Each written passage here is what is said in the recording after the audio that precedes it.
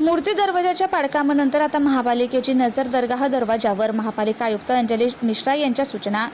जालना महापालिकेचे उपायुक्त त्र्यंबक कांबळे यांनी 15 जुलै 2026 रोजी सकाळी 11 वाजता होणाऱ्या पाळकाम कारवाईच्या अनुषंगाने पोलीस अधीक्षकांना अधिकृत पत्र पाठवलं. बुधवार दिनांक 15 जुलै 2026 रोजी सकाळी 10 वाजता मिळालेल्या माहितीनुसार या पत्राद्वारे कादराबाद येथील दरगाह दरवाजावरील पाडकाम कारवाई दरम्यान कायदा आणि सुव्यवस्था तसेच शांतता राखण्यासाठी आवश्यक पोलीस बंदोबस्त उपलब्ध करून देण्याची मागणी करण्यात आली आहे. यापूर्वी 10 जुलै 2026 रोजी जालना महापालिकेचे आयुक्त अंजली मिश्रा यांनी अधिकृत पत्र सहाय्यक आयुक्त आणि स्वच्छता निरीक्षकांना कादराबाद येथील दरगाह दरवाजाचे पाडकाम करण्याचे निर्देश दिले होते. महापालिका आयुक्त अंजली मिश्रा आणि उपायुक्त त्र्यंबक कांबळे यांची पत्रे जारी झाल्यानंतर जालना शहरातील ऐतिहासिक वास्तू असलेल्या दरगाह दरवाजाच्या पाडकामाच्या निर्णयाबाबत नागरिकांमध्ये चिंता व्यक्त केली जाते.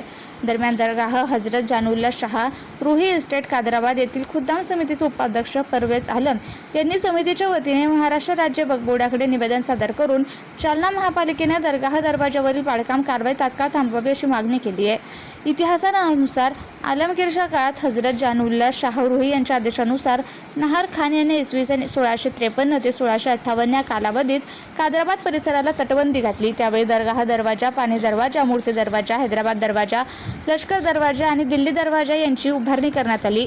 गेल्या 3.5 शतकांपासून हे दरवाजे जालना जिल्ह्याच्या समृद्ध इतिहासाचे साक्षीदार राहिले असून त्यांनी शहराच्या वैभवात मोलाची भर घातली. मात्र कालांतराने दिल्ली दरवाजा, लष्कर दरवाजा आणि हैदराबाद दरवाजा यांचे अवशेष नष्ट झाले आहेत.